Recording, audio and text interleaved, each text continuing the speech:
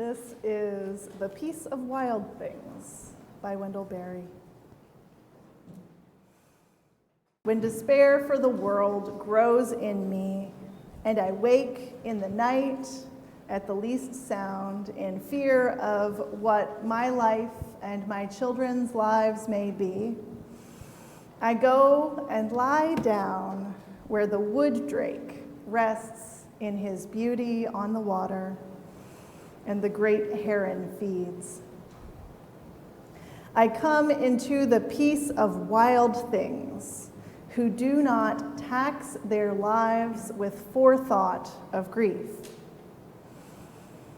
I come into the presence of still water, and I feel above me the day-blind stars waiting with their light.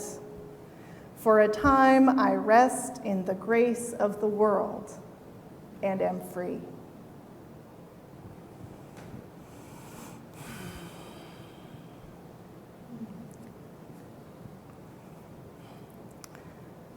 I am not asking you to tell on yourself, but raise your hand if you've met anyone at all recently who seemed to be holding a greater than usual amount of stress, anxiety, worry, despair. Yeah, me too. Some of it might be the election. A lot of people are reporting election-related stress. I'm not sure if it makes it easier or harder to remember that 4 years ago, we didn't have the election settled until the following Saturday. It's very possible that we won't know the outcome of the presidential race right away. So what are we going to do? For the most part, we've done all we can to influence the election itself. The money donated, thousands of postcards mailed. There are still a few days left to do some door knocking, phone banking, or text banking, whether for candidates or for issues. But the work of the election is mostly over. It's time to look for that wood drake and heron that are in the Wendell Berry poem I just read to you. Probably not literally looking for those exact birds, but I know that getting myself into nature is the best cure I have for taxing my life with forethought of grief. For me, I do enjoy watching the birds, but there's something really wonderful about getting my body under some trees and feeling how much bigger they are than I am. One tree is good, but the woods are better. Whatever comes, my decades as a voter have taught me that every election is a mixed bag of results, and we'll need to live through it in our bodies.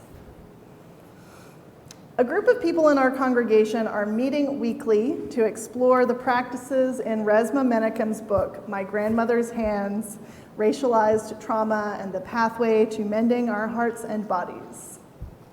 Menakem offers a method, a process, that he calls 5 anchors for meeting and moving through trauma. These can be useful in interpersonal conflict, but I also like them for when I get that unsettled feeling in my body.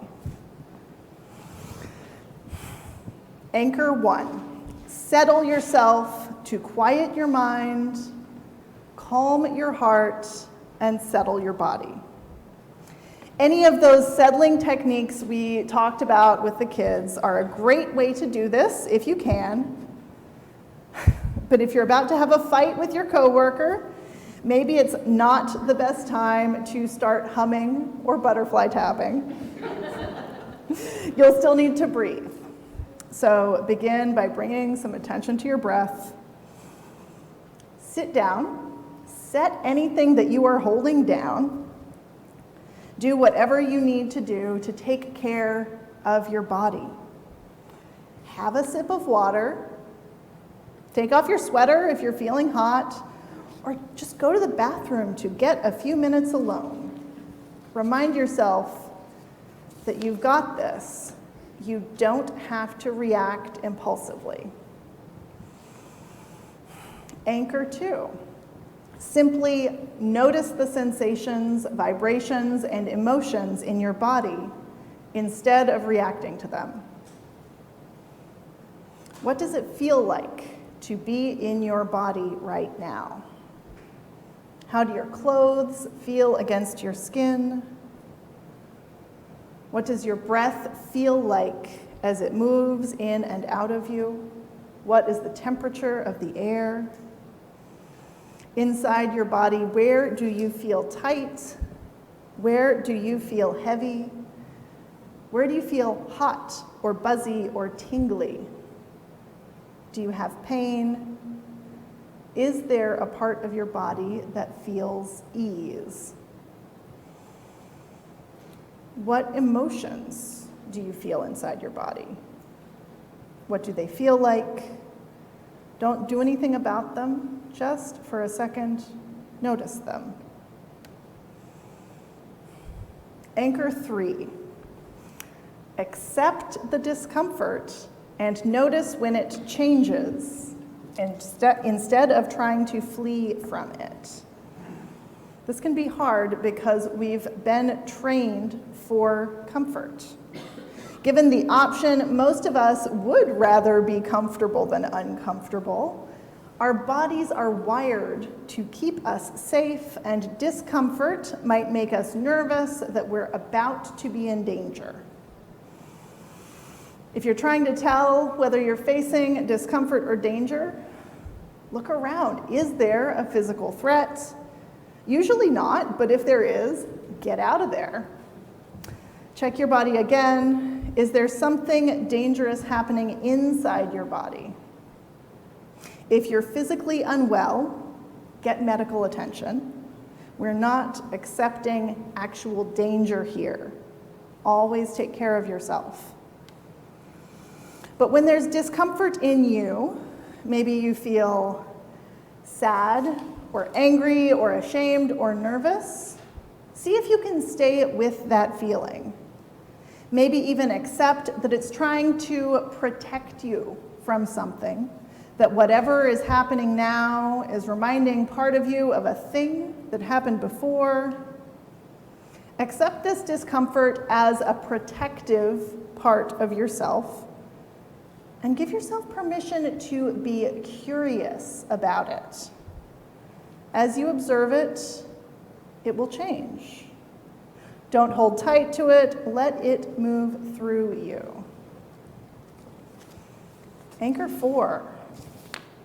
Stay present and in your body as you move through the unfolding experience with all its ambiguity and uncertainty, and respond from the best parts of yourself. This is where you actually deal with whatever set off the unsettledness. Stay present as you have the hard conversation, or take in the news, or the lack of news. Don't have an agenda for the moment. Stay present. Respond from your own integrity as it feels relevant in this moment. If you lose track of the present moment, if you lose track of your own highest self, just come back as many times as it takes. But wait, you're not done yet.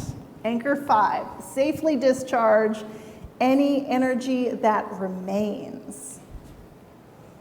In the aftermath of this big, stressful thing, you might still have a lot of energy coursing through your body. You need to let it go. Menachem recommends any form of continuous exercise, including walking, physical labor, whatever your body needs, so long as it disperses energy and doesn't hurt you or someone else. Several months ago, I was on my couch with a friend, and suddenly my dog was on alert. I heard my storm door open, and then the inner door opened.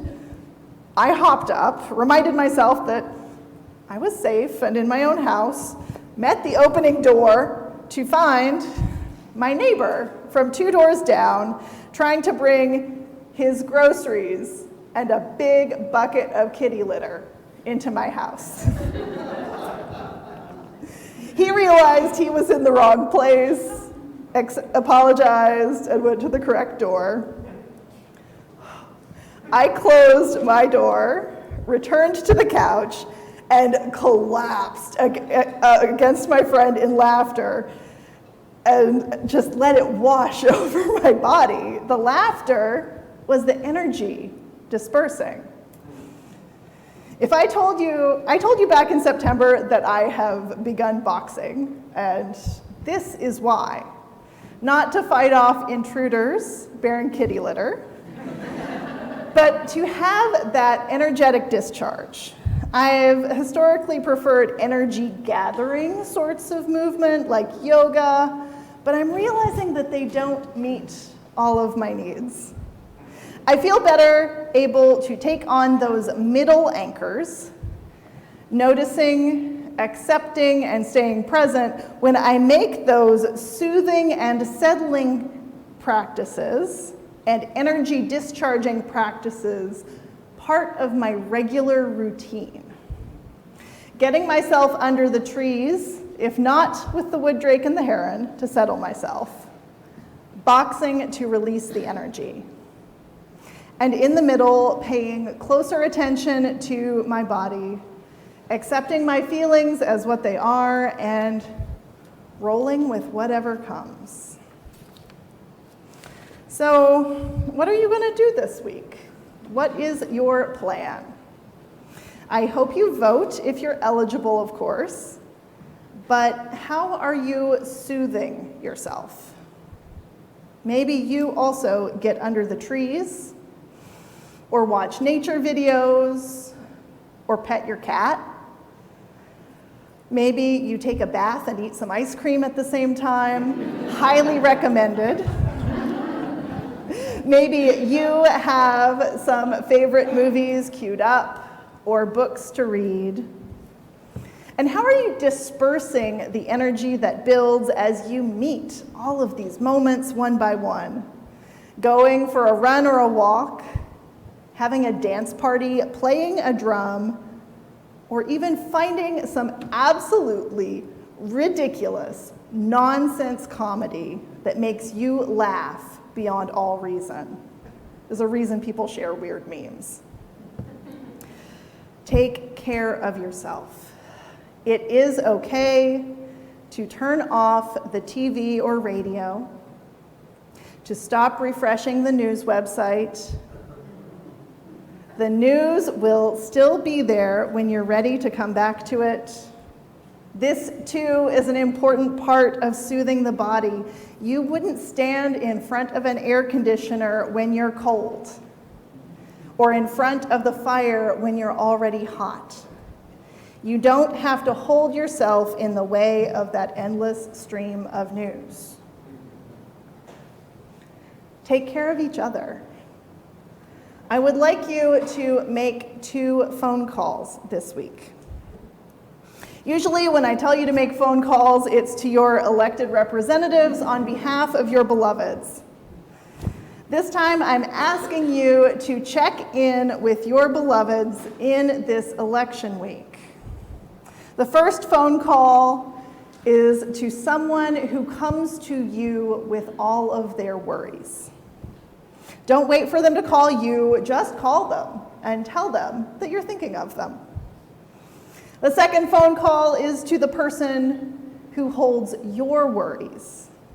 And it's the same script, just call them and tell them you're thinking of them. And if they're in this congregation, don't tell them whether they're phone call 1 or 2.